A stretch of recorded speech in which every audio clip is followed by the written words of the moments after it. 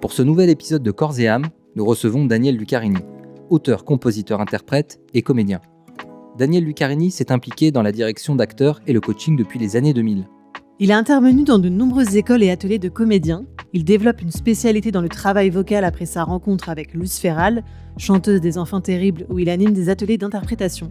Il fera ainsi la rencontre de nombreux artistes pour la préparation de leur rôle sur scène ou devant la caméra, tels que Marion Cotillard pour le film La Môme, Jérémy Régnier pour le film Clo-Clo, François-Xavier de Maison pour le film Coluche, l'histoire d'un mec et bien d'autres.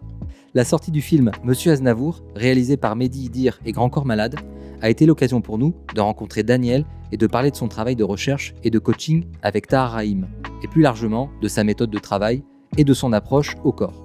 Comment tu définis le métier de coach d'acteur et de chanteur ? Le coaching, c'est toujours... j'ai mis du temps à comprendre ça d'ailleurs. Entre prof et coach, on nous dit pareil. Non, c'est pas pareil. Pas du tout. Le coaching, c'est vraiment ce que ça veut dire. C'est ce que je mets sur mon site. C'est un entraîneur. Comme un sportif. Comme un sportif. Mais pour moi, c'est exactement la même chose. L'art vient bien après. Je suis assez pour les choses concrètes, etc., que ce soit comédien, chanteur, musicien ou n'importe quoi. Avant d'être de l'art, c'est d'abord de l'artisanat et c'est du sport. C'est de l'entraînement, c'est des voies à suivre, etc. J'essaie d'être toujours très concret dans ce travail-là. Parce que le côté intello et on va chercher des trucs un peu qui viennent de là-haut, moi, ça n'a jamais été mon truc. Je pars toujours du concret, du musculaire, etc. Parce que c'est solide et que les gens peuvent s'y rattraper. Évidemment qu'en même temps, on travaille des choses beaucoup plus spirituelles et psychologiques, mais ça, je le dis pas au départ. J'ai eu des gens cet après-midi, c'était hallucinant. Pourquoi ? La bataille. Interne, la lutte interne ? Ben oui, parce que on a quelqu'un qui est très carré, très... Oui, non, mais moi, je veux ci, et voilà, il n'y a rien de psychologique là-dedans. Il faut me rééduquer ma voix. Et en fait, on est sur du psychologique. Et comme je dis toujours, j'attaque les gens par la face nord. Je passe mon temps à les faire travailler là, alors qu'en fait, je suis derrière en train de bosser. Et pour qu'ils s'en rendent pas compte, pour que tout d'un coup, l'attention se focalise ailleurs, pendant que je puisse leur dire à un moment, tiens, t'as vu là ? Bah, tu vois, t'y es arrivé, tout à l'heure, tu disais que tu ne voyais pas. Tu vois que tu l'as fait. Oui, mais c'était pas ça qu'on travaillait. Oui, c'était pas ça qu'on travaillait, mais tu viens de le faire. Donc, ne me dis pas que tu peux pas. Mais là, c'est des personnes qui ont des blocages ou des blocages, des choses comme ça, mais tout le monde a des petites retenues et des endroits qui sont un peu coincés. Du coup, l'entraîneur, l'idée, c'est quelqu'un qui va voir en global ce qu'est la personne avec sa construction, sa musculature et ses retenues. Et en fait, c'est une espèce de vision en négatif, en disant, voilà, il faut peut-être aller bosser là. Et c'est un accompagnement vers quelque chose. Alors, avec être prof, c'est vraiment c'est de l'académique où on apprend une technique à la personne et on construit une technique avec ce qu'elle est. Mais le coaching, c'est vraiment de l'accompagnement. Un comédien qui ne sait pas chanter, ouais. Alors quand il arrive chez toi, du coup, comment ça se passe ? Du coup, si tu ne joues pas le rôle d'un prof, mais d'un coach, comment tu vas l'accompagner si, par exemple, il n'a pas les bases ? C'est là où j'interviens. Ouais. C'est là où on m'appelle parce que je suis à la croisée des chemins. Ouais. Je me suis créé un truc à la croisée des chemins, comme je fais de la musique et que je fais du cinéma et que je suis aussi comédien et aussi auteur, compositeur, interprète et que la transmission me plaît, je me suis retrouvé un endroit qui fait que je peux choper des gens et faire le prof-coach en même temps parce qu'on n'a pas le temps, parce qu'il faut que les gens intègrent la chose très vite et là où ça doit prendre 1 an d'habitude, on n'a que 6 mois et puis et voilà. Tout le monde peut chanter, à la base. Une fois, j'ai eu un souci avec quelqu'un, une fois. Sinon, tout le monde peut chanter. Plus ou moins bien, plus ou moins loin, on peut aller à plein d'endroits, mais sinon, tout le monde peut y arriver. Du coup, quand quelqu'un arrive, on va aller explorer la chose, on va voir... J'ai l'avantage d'aller à l'essentiel, c'est pour ça que je parle toujours de carnet et de choses concrètes et musculaires, parce qu'on n'a pas le temps de tergiverser, faut y aller dedans. Après, il y a ceux qui veulent pas travailler, c'est une autre histoire. Ça arrive. Les premières séances de travail, comment se passent-elles ? Il rentre, on dit bonjour. Après, on se serre la main. Et une fois qu'il est assis, on va boire un café. Souvent, je démarre par une discussion parce que j'ai besoin d'entendre les gens parler. Oui. Très souvent. Alors, ils ont l'impression de peut-être se mettre au travail, mais je dis on est déjà au travail. Moi, perso, je suis déjà au boulot. Tu analyses leur voix ? Oui. Ok. Je disais ça tout à l'heure, je sais que ça va faire un peu... Pour le coup, je vais me contredire. Je vois les sons. Ah oui. Quand une personne parle, tu visualises les sons ? C'est la vision en négatif, c'est-à-dire que je vois les manques. J'entends quand les choses déraillent et je fais « Ah, tiens, là, le souffle, ça va pas. Là, il y a un truc qui déconne. » Et très vite... Au bout d'un moment, tu as l'oreille qui est formée. C'est rien de magique. Hein. C'est juste que tu sens bien que là, il y a il y a un manque. Tiens, cette note-là ne tient pas. Tiens, la personne parle en aigu. Enfin, il y a une tendance à monter là-haut.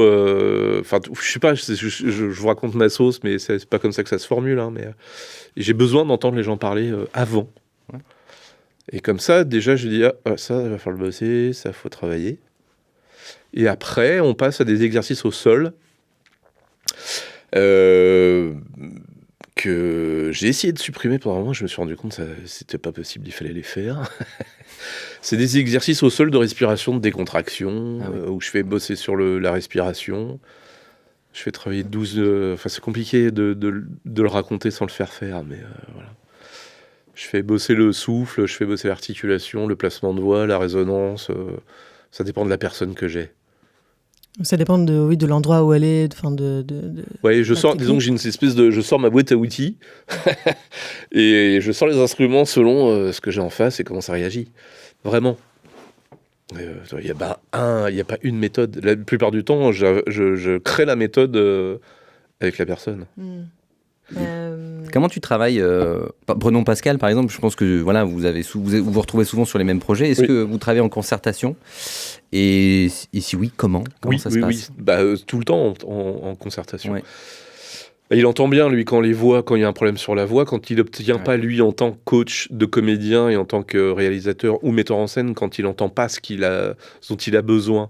Il entend les manques qu'il y a des fois sur la rythmique, sur le placement de voix, sur l'affirmation, parce que la voix, c'est aussi tout ça.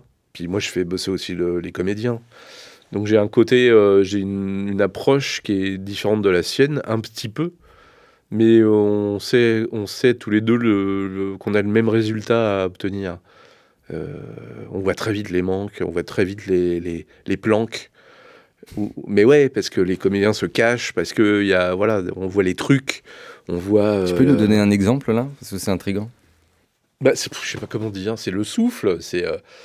Des défauts de souffle, il y a des gens qui vont avoir un souffle très très court parce qu'ils ont une tenue physique qui est trop tenue. Ils ont une tension en eux qui fait que leur respiration s'arrête là. Du coup, quand ils parlent, on est là, à peu près. Voilà. Fais gaffe au truc parce que ça va monter de niveau. Quand on leur demande de hurler, ils font « Ah !» On est à peu près là, tu vois. Alors que moi, avec le boulot que je fais et le placement et comment je leur fais faire les choses, on passe de « Ah !» on passe à ça, quoi. Voilà, ça peut être assez rigolo. Parlons de l'actualité sur le dernier film donc, où tu as coaché Tahar Rahim. Ouais. Tahar Rahim, il a le dernier film où j'ai coaché Tahar Rahim, c'est Walt Disney, alors attention. Ah oui, pardon. Alors, Monsieur Aznavour. Il faisait Mufasa. Ok. C'est lui qui fait Mufasa dans Walt Disney qui sort. Mais il n'est pas sorti encore. Ouais. Il m'a rappelé, parce qu'on faisait faire des trucs. C'est génial. Qui chante et tout, ouais. Sur le Aznavour, donc. Tahar Rahim, il a sa propre voix, son propre type de voix. Charles Aznavour aussi. Oui. Comment tu fais pour réunir les tout deux. Ça se réunisse, ouais. Là, pour le coup, on part de Tahar Rahim qui ne chante pas du tout. Mais alors, pas du tout. Hein. Et qui avait une voix voilée. Tu peux nous dire ce que c'est une voix voilée ? C'est une espèce de légère. Moi, c'est compliqué parce que j'ai une voix plutôt claire normalement. Mais tu vois, comme Aznavour qui avait une espèce de souffle sur les cordes vocales. Il n'y a pas d'aigu. Tahar, c'est encore une autre histoire. Tahar, elle avait le même truc. Donc déjà, pour la voix parlée, on écoute, on essaye d'évoquer la personne. L'idée, c'est de ne surtout pas imiter. Moi, je me bats contre ça. J'ai eu quelqu'un sur une projection qui me pose la question, qui me dit « Mais pourquoi vous n'avez pas fait appel à un imitateur ?» Justement, parce que c'est un imitateur. Voilà, on n'était là pas pour imiter, on est là pour évoquer Charles Aznavour. On est là pour raconter une histoire, on n'est pas là pour... Sinon, on aurait fait un documentaire, ça s'appelle. Donc l'idée, c'est de faire en sorte que Tahar puisse évoquer du mieux possible Charles Aznavour, et que les gens acceptent le deal de départ. Tu vois, c'est une convention que les gens doivent accepter. Donc où est-ce qu'on pousse la convention? Où est-ce qu'on va? Voilà. Vous étiez tous alignés dès le départ, avec les deux réalisateurs, je veux dire. Est-ce que tous les deux déjà sont arrivés en disant, on veut pas que ce soit Aznavour, on veut que ça soit une évocation d'Aznavour. Ils sont arrivés en te disant ça, ou est-ce qu'en fait c'est après plusieurs conversations quand même que... Ça s'est fait au fur et à mesure. Ouais. Oui, parce qu'il y avait quand même un sosie vocal qui avait été plus ou moins prévu au départ. Ah ouais. Puis c'est le genre de projet où tu pars un peu au pif. Enfin, vraiment, on ne sait pas ce que ça va donner. On ne sait pas où ça peut aller. Après, moi, j'ai mon rêve secret systématique qui est de dire, pourvu que ce soit lui qui le fasse. C'est le grand fantasme en disant, si on peut aller jusque-là, c'est génial.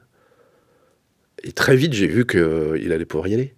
Et j'ai réussi en discutant avec Grand Corps Malade et Mehdi, de dire, attendez là, les gars, moi, ce qu'on m'envoie du sosie vocal, c'est moins bon que ce que fait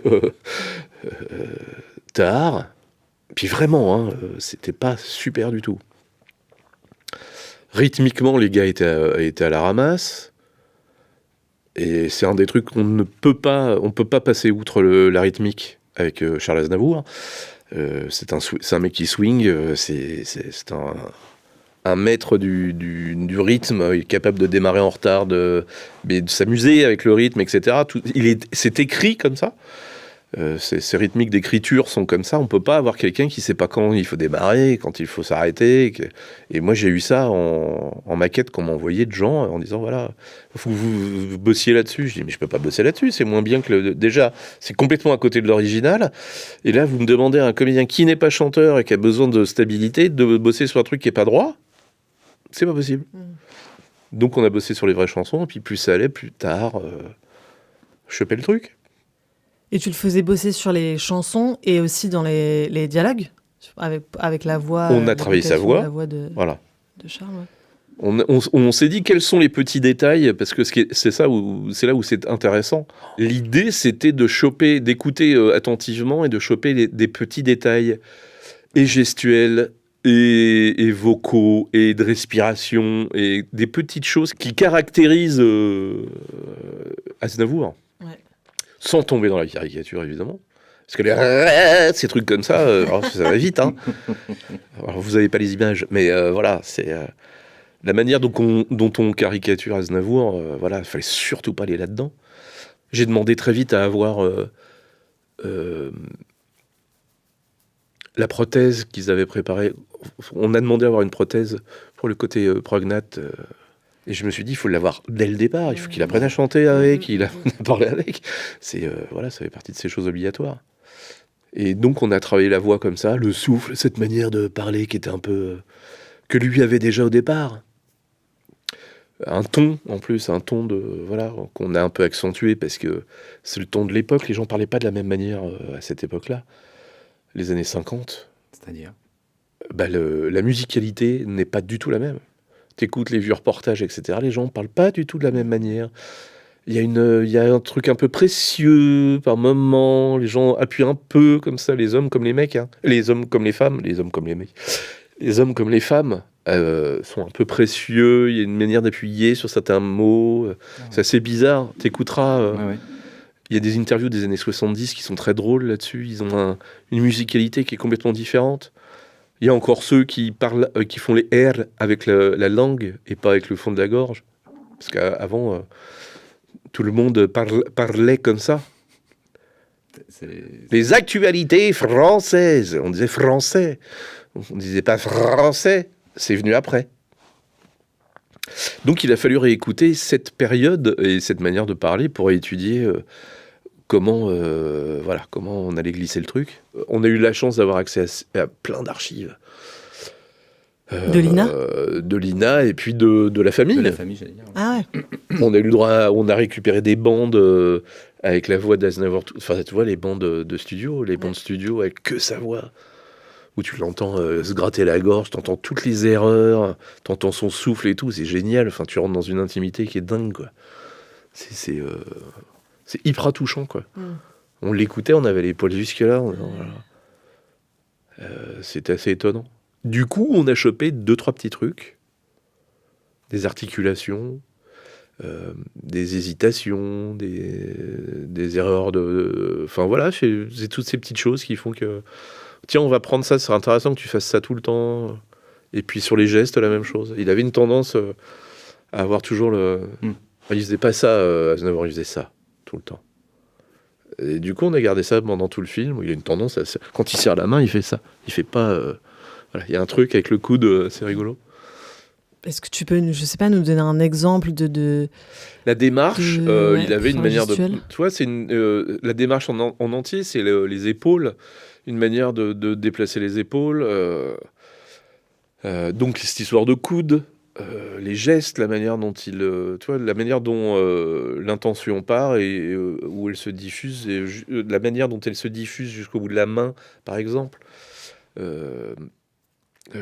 Sur Claude François, par exemple, c'était, outre le fait qu'il était vraiment pas gros, Jérémy Régnier, il est quand même assez carré. Et pour trouver l'illusion, et en fait, on s'est rendu compte que Claude François, il avait toujours les coudes serrés, par exemple. Okay. Et en fait, il y a beaucoup de choses qu'il fait comme ça. Et du coup, on a essayé de garder ça. Je lui faisais serrer ses coudes très vite, parce que sinon, dès qu'il fait ça, on a l'impression de voir un rugbyman. Donc, on a essayé de garder ce côté coude serré. Ça allait avec le costume, etc. Voilà, c'est le genre de détail qu'on peut aller chercher. Une manière de poser les pieds quand on marche. Une manière de poser son bassin, de trouver un équilibre de marche, etc. Ça peut être fatigant, d'ailleurs, sur un tournage. Et tu vois, il y avait un truc sur les épaules chez Aznavour. Il avait un truc un peu voûté. Une manière de faire... sa manière de se présenter. Voilà, c'est le genre de petits détails qu'on va chercher. Donc vous pas cherchez... 12, quelques-uns. Voilà. Ouais. Vous cherchez tous les deux, vous explorez, après vous gardez ou pas ce que vous avez trouvé.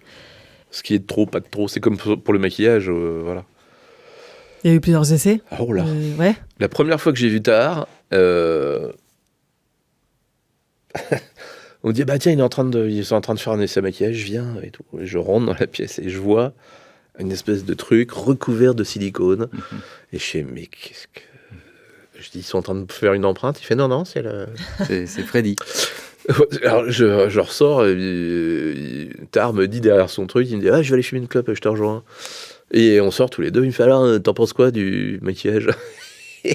J'ai fait, je te connaîtrais pas, je sais pas qui est derrière, hein, honnêtement. Je dis, mais tu peux pas jouer avec ça, on te voit pas. Et putain. Je sais pas si ça s'entend. On entend bien, t'inquiète pas. D'accord. Je lui dis non, mais c'est pas possible. Si tu peux pas jouer, on te voit pas. Genre, toutes les émotions, tout ce que tu vas vouloir transmettre, tu fais comment? Et ça l'a fait marrer. Et, il m'a dit, il a bien aimé parce que je lui ai parlé franco. Et il a dit bon, lui, je peux lui faire confiance. Il va pas me caresser dans le sens du poil. Dans le poil du sens, oui. Dans le poil du sens. Voilà. Ouais, j'allais te demander, vous avez travaillé combien de temps ensemble avec Tahar? Un peu plus de 6 mois, à raison de... Ça dépendait.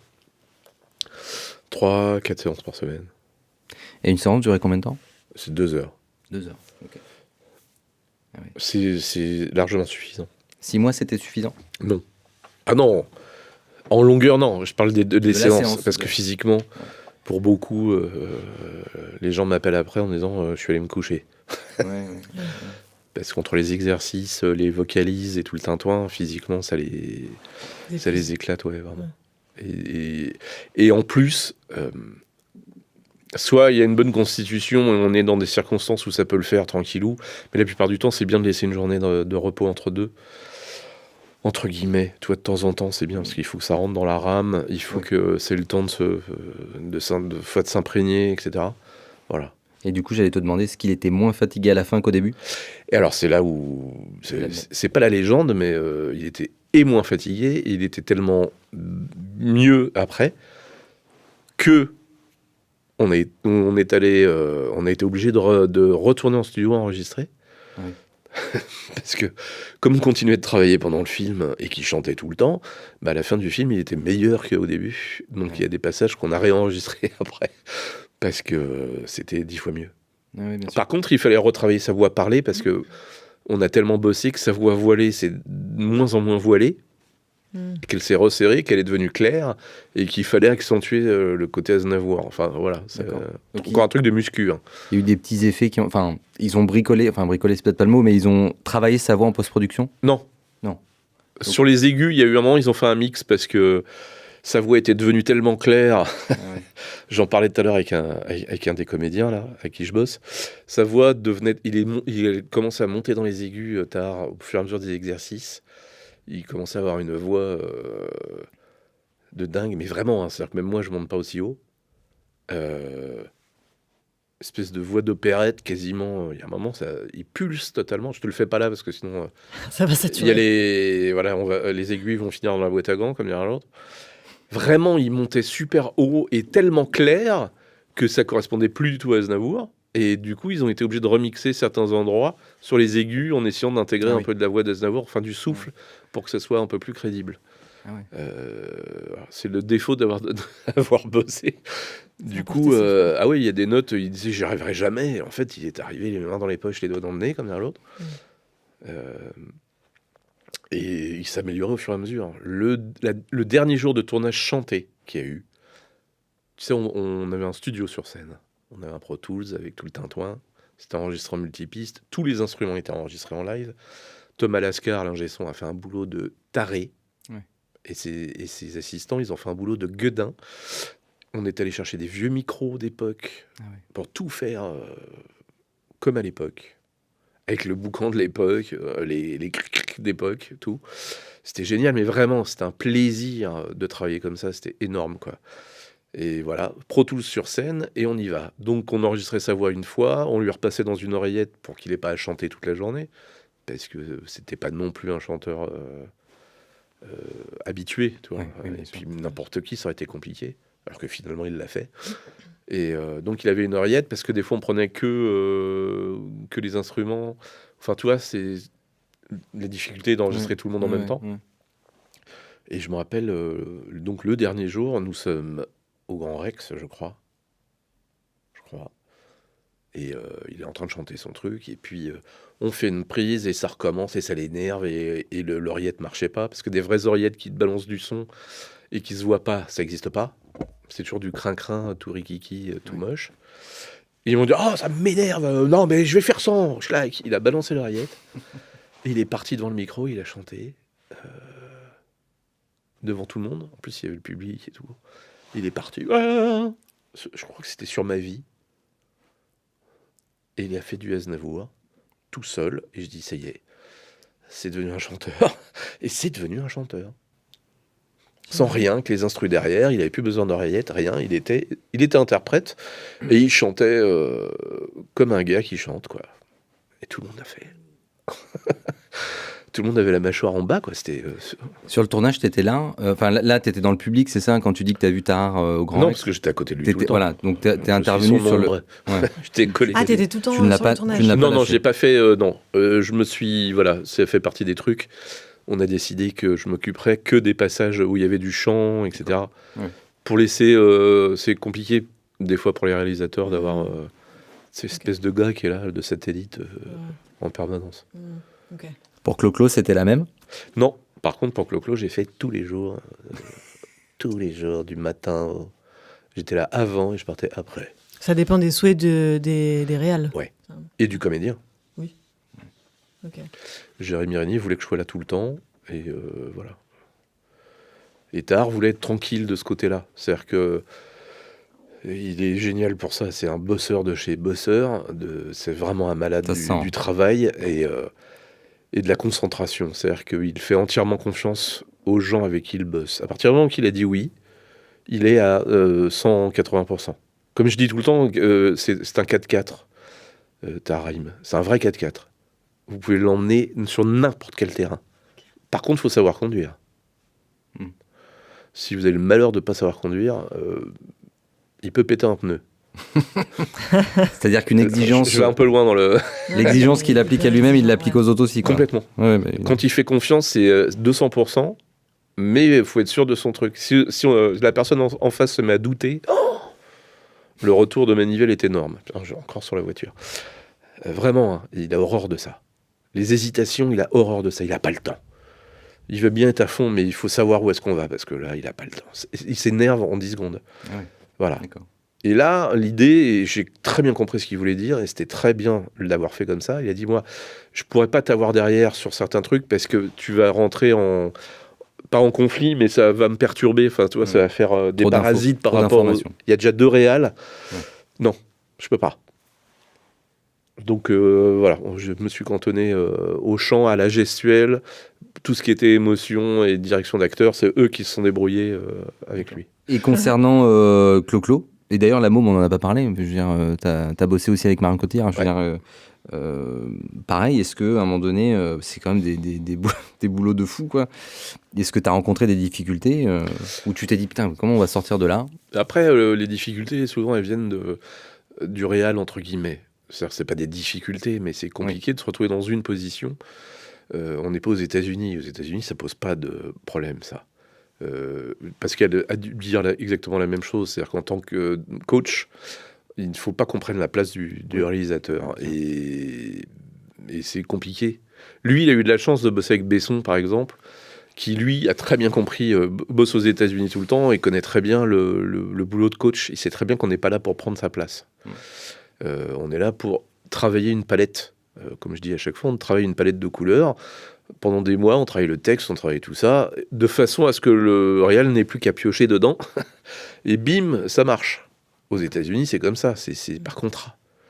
C'est là où Florent Emilio Siri, avec qui j'ai bossé, lui a complètement l'habitude de ça. C'est pour ça qu'il voulait que je sois là tout le temps, de façon à ce que Jérémy soit prêt. Et lui, ça le soulageait de plein de choses. Il n'avait plus qu'à les piocher dedans. Il n'avait pas le temps de s'occuper de Jérémy autant qu'un réal normal.